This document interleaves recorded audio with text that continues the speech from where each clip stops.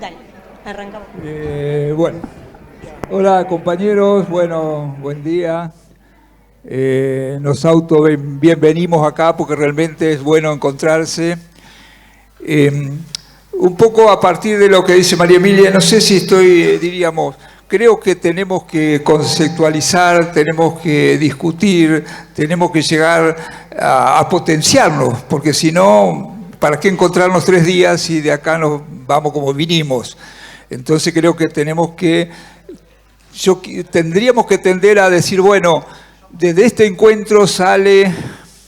Yo siempre me pregunto, si uno tuviera que elegir un solo concepto, una sola cosa que nos une a todos.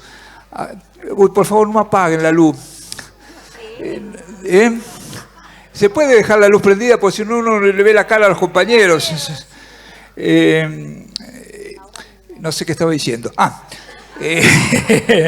No, decir porque fue una cosa que yo planteé en La Paz también cuando fue el encuentro de cultura comunitaria y no pudimos llegar a decir, hagamos lo que hagamos, teatro comunitaria, murga, teatro, ¿qué es lo que nos une? No solo en la Argentina, sino en toda Latinoamérica, con lo que hacemos. Y creo que si podemos llegar a ese concepto, hagamos lo que hagamos, sabemos que estamos apuntando hacia el mismo lugar.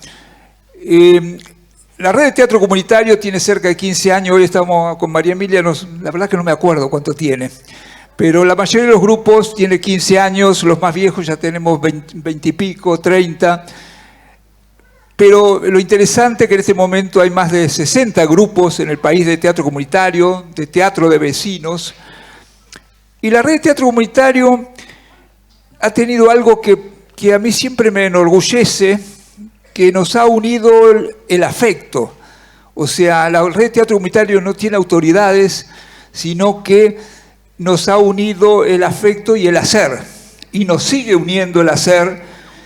Y como decimos siempre, uno a veces necesita o autoridades o necesita, diríamos, ciertas reuniones. Y yo siempre insisto, necesitamos emitir señales y necesitamos captar esas señales. ¿A qué me refiero? Porque si no parece que las cosas ocurren cuando nos reunimos. No, en este momento están ocurriendo un montón de cosas. Hay grupos que están ensayando, hay grupos que están trabajando. Nosotros estamos acá, pero si uno empieza a concebir la red como algo que emite señales, se captan señales, no se va a angustiar tanto si no se reúne mucho o poco, porque siempre uno está conectado. Y sobre todo está conectado en el ayudarse unos a otros. La red de teatro comunitario casi se armó de una consigna que era de mi mamá, que ella decía, ¿para qué uno va a tener una amiga si no habla de las medias corridas? O sea, si vamos a hablar de lo que nos va bien, ¿para qué nos vamos a juntar si nos va bien? Y la red de teatro comunitario siempre nos hemos juntado y hemos hablado de nuestras medias corridas, de lo que le pasa a uno, lo que le pasa al otro, cómo lo ayudamos, cómo no lo ayudamos. Y creo que eso ha sido la gran fortaleza de la red de teatro comunitario. Y también los grupos de teatro comunitario, sobre todo, los ha dado esta certeza a los años. Claro, los grupos de teatro comunitario continuamente circulan, vecinos, actores, continuamente van, vienen, y eso generalmente se suele tomar como una debilidad. Y es todo lo contrario, es la gran fortaleza del teatro comunitario, la continua movilidad de sus integrantes, la continua rotación de sus integrantes, y esa es la fortaleza, porque eso también es el error que generalmente cometemos todos, que queremos que todo esté ordenado, que esté en un lugar, que yo siempre digo, a partir de que hago teatro comunitario, uno generalmente se levanta a la mañana y dice, espero que hoy no haya ningún problema. Cuando querés prender la cocina y te falló el fósforo, empezó el primer problema. Y justamente uno tiene que decir, espero poder abordar y solucionar todos los problemas que aparezcan hoy. Y en el teatro comunitario continuamente estamos en eso que está tan de moda ahora, que han impuesto el estado beta, el estado de incertidumbre. Como diciembre, no nos acostumbremos al empleo seguro. Estamos en el estado beta, no nos acostumbremos a tener un sueldo a fin de mes porque el estado beta es el estado de incertidumbre. Bueno, el Estado comunitario siempre está en estado beta, desde que empezó, que continuamente uno, qué sé yo, llega los sábados a la noche, caso nuestro, y tenemos que decir, bueno, a ver cómo armamos el elenco esta noche, a ver quién puede, quién no puede, qué vecino tiene un cumpleaños, quién se le murió la madre, etcétera, etcétera, etcétera. No, yo para terminar, quería leer algo muy corto, que me pasó el otro día, que me llaman de Francia, que va a salir un libro sobre ciudades y teatros, donde va a salir un artículo sobre nuestro teatro, el Circuito Cultural Barraca, y el análisis de nuestras obras. Pero me pusieron en un tema que me dijeron, tenés que escribir en una página qué es lo que hacen. Entonces yo me puse y dije, ¿cómo le explico a los franceses qué es lo que hacemos? Entonces uno ante esa cosa se pone a escribir, y creo que, aun por más que esto que voy a leer habla del Circuito Cultural Barraca, creo que habla de todos nosotros. Por eso, como para terminar, quería leerlo. A ver si me voy a poner los lentes. Ah, lo tengo puesto. Eso es cosa de viejo, ¿eh? No por uno es el abuelo de esto. Y yo puse lo siguiente en esto, dice: Barracas es un barrio del sur de una ciudad llamada Buenos Aires, ciudad capital de un país conocido como Argentina, en el extremo sur de un continente bautizado por los europeos allá por el siglo XVI como América, en un planeta autollamado Tierra. Un país que, según los tiempos, el eufemismo de moda, fue tercermundista, subdesarrollado, en vías de desarrollo, inviable, etcétera, etcétera, etcétera. Pero con una constante invariable a través de los tiempos, productor de materias primas y consumidor de productos tecnológicamente industrializados por los poderosos de turno. En este barrio de una ciudad, de un país, de un continente, parte de sus habitantes hace 21 años inicia el proyecto de arte transformador Circuito Cultural Barracas, regido por un pensamiento transgresor. Todos los seres humanos somos esencialmente creativos. Y en el desarrollo de ese potencial está la clave para imaginarnos de otra manera. Potenciarnos como ciudadanos creativos en cada tarea que desarrollemos y en cada actividad que nos propongamos. Otro mundo es posible si somos capaces de imaginarlo. Y nos empoderamos como comunidad que somos de la última ceremonia humana que le queda al ser humano y que necesita seres humanos en convivio para que se realice: el teatro. Y desde el teatro creamos nuestras ficciones. Y quien es capaz de crear ficción es capaz de imaginar futuro. Y quien es capaz de imaginar futuro es capaz de entusiasmar y organizar a otros. Y desde esta organización colectiva comenzamos a emitir señales lo suficientemente potentes como para que fueran captadas en otros barrios, en otras ciudades, en otros países y en otros continentes. No hicimos nada más y nada menos que empoderarnos y empoderar a otros, demostrar en el hacer que se puede imaginar otra forma de convivencia, otra forma de trabajar, otra posibilidad de soñar. Conocer en profundidad el territorio, nuestro barrio, el barrio que se habita, es el camino que lleva a amarlo, y si lo amo puedo cuidarlo y guiar amorosamente su desarrollo, y cuidando al otro, mi vecino. Y cuidando al otro, mi vecino, me estoy cuidando a mí mismo, y de ahí surge la confianza y la seguridad, porque no desconfío del otro, construyo con el otro, y esa es nuestra fortaleza. Vivimos en un mundo exacerbadamente comunicado, sutil forma de incomunicar, rompiendo lazos cercanos, volviéndolos supuestamente innecesarios y de modé. Si puedo comunicarme con el mundo y tener miles de amigos en Facebook, ¿cuál es la necesidad de hacerlo con mi cercano, mi vecino? En el circuito tratamos de romper conscientemente este determinismo suicida. Tenemos necesidad de mirarnos a los ojos. Nos encontramos, nos organizamos y producimos ficción. Proponemos soñar lo imposible.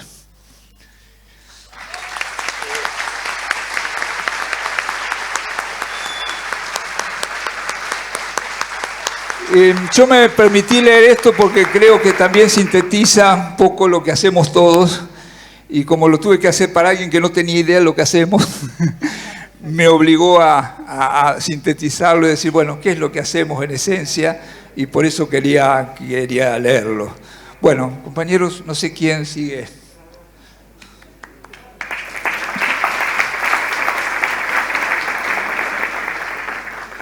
Bueno, el Foro Argentino de Radios Comunitarias también tiene una fecha de nacimiento un poquito imprecisa, que hay que rastrear en las protojuntadas y espacios de encuentro que después, más adelante, terminan generando la red de tipo más formal. Esto de no recordar la fecha precisa habla mucho de la esencia real de las cosas, ¿no? Nos empezamos a juntar y fue un proceso tan de base, tan caminado, tan construido, que no nos acordamos cuándo empezó. No tenemos una fecha para festejar nuestro cumpleaños. Bueno, lo mismo que contaba Ricardo nos pasa a nosotros, pero las primeras antecedentes se registran en el año 92, 93, cuando a partir de la explosión de las radios FM, conocidas como radios piratas en aquella época, bajo un decreto ley de la dictadura militar que impedía su funcionamiento, que decía que solo podían haber licencias en manos de personas físicas o personas comerciales, sociedades comerciales,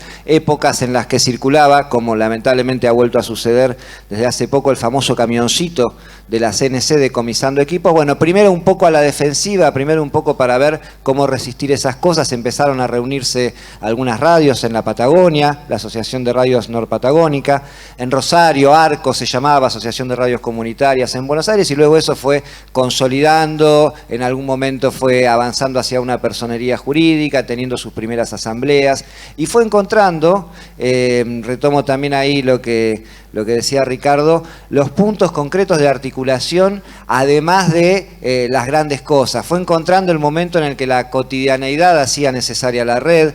Fuimos construyendo un informativo nacional que hasta el día de hoy tiene 2 ediciones diarias, que es emitido por cerca de 300 radios en todo el país. Fuimos haciendo encuentros de operación, encuentros de formación, encuentros de debate, lugares en los cuales pudiéramos darnos el espacio de entender, que en definitiva es un poco la esencia de todo lo que está acá, que ninguno de nuestros proyectos tiene sentido solo, que ninguna de estas experiencias donde buscamos a través de la cultura comunitaria el encuentro con los demás, y nosotros entendemos que nuestra tarea es fuertemente cultural, ¿no? Hay una idea y una realidad que es la que hace que nuestras radios en general son el primer espacio en donde se difunde la cultura comunitaria, porque están al lado de los grupos donde las cosas suceden, porque son parte muchas veces también. Entonces la radio comunitaria, y en Farco somos cerca de, un poquito más ya, de 100 radios de 22 provincias argentinas, de características muy diferentes, algunas en contextos rurales, otras en centros urbanos, algunas de comunidades de pueblos originarios, otras con algún vínculo con la llamada iglesia tercermundista. Hay una variedad muy interesante, y tienen en general esta primera característica, que es el espacio donde la cultura comunitaria popular en general primero se difunde, ¿no? Primero pasa por nuestros estudios, por nuestros micrófonos, permanentemente los grupos de música, los grupos de teatro comunitario, los espacios independientes y autogestivos culturales.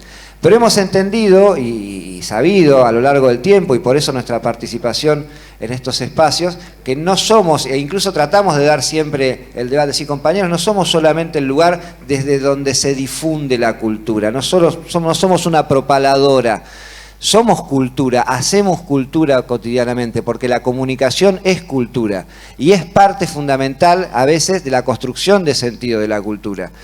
Y es parte fundamental sobre todo en tiempos como estos, donde a veces esa construcción de sentido nos hace tener que retroceder a espacios que creíamos superados, como por ejemplo explicar que está mal que una persona sea desaparecida, sea víctima de una desaparición forzada, y encontrarnos que hay que volver atrás hasta eso tan básico y encontrar la manera de decirlo, de comunicarnos, de construir sentidos en donde podamos saber y entender entre todos que las cosas que producimos no solo en términos de lo que comúnmente o desde el sentido dominante se entiende como arte, sino nuestra manera de encontrarnos, de comunicarnos, de celebrar, tiene que tener esa base como parte de sus premisas fundamentales. Una de ellas es el respeto a los derechos humanos y una de ellas es la concepción clara y la firmeza respecto a de que hay cosas que no pueden volver a pasar y de que el encontrarse también tiene que servir para dar ese debate cuando pareciera que estamos retrocediendo. Y en ese camino también nos encontramos con el Estado,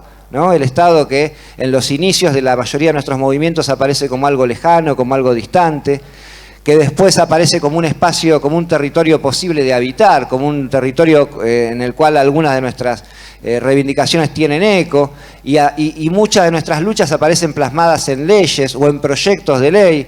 Tuvimos una experiencia muy intensa con el lanzamiento de los 21 puntos y luego la Ley de Servicios de Comunicación Audiovisual, hoy lamentablemente desguazada por un decreto, pero todavía vigente.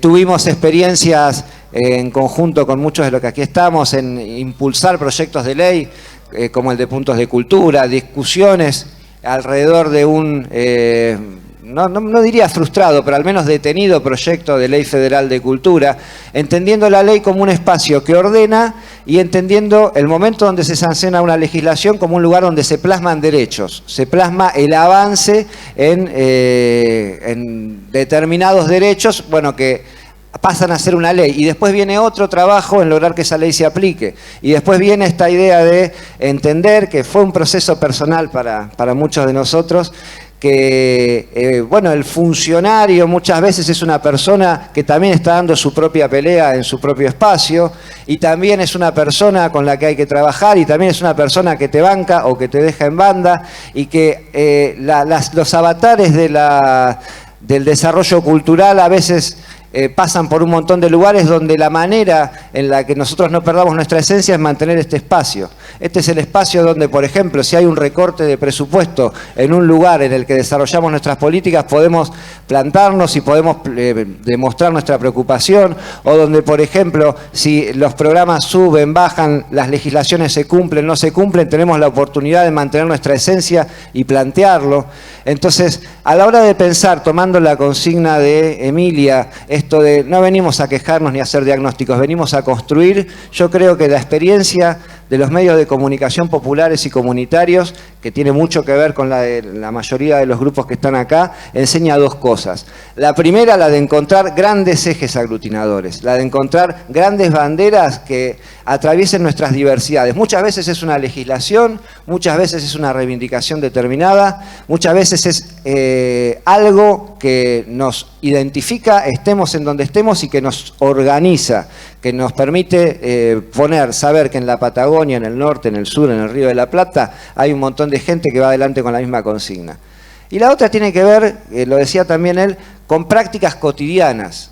Encontrar esas prácticas cotidianas donde la red pasa a ser algo que nos potencia, donde esto que sentimos hoy acá lo podamos sentir cotidianamente. Donde la red es algo que nos enriquece y no algo que a las 20 tareas cotidianas le suma la tarea número 21, donde la red es algo que es parte de la realidad del conjunto de nuestros compañeros en nuestros territorios, porque también pasa que a estos espacios vienen 1, 2, 4, 10 en el mejor de los casos, y después hay que volver y contagiar ese entusiasmo. Y no siempre el que está en el territorio cotidianamente entiende, asume o internaliza la red. Y creo que parte esencial del debate entonces para dar estos 3 días tiene que ver con estas dos cosas. ¿Cuáles son los grandes ejes? ¿Cuáles son las banderas comunes que puede encontrar este espacio? ¿Y cuáles son los pequeños puntos de articulación que hacen que la red sea algo vivo? Que esta esencia de la cosa que aparece acá la podamos transmitir y la podamos vivir cotidianamente cuando volvemos. Y en esos dos puntos, en las grandes banderas y en las pequeñas articulaciones que nos potencian, es en donde ojalá pueda discurrir esta discusión, donde pueda discurrir también la manera de posicionarnos frente a los estados y la manera de fortalecer este movimiento en toda Latinoamérica, que me parece va a ser uno de los puntos más importantes que trabajemos. Así que bueno, gracias de vuelta y a trabajar, a debatir y a construir.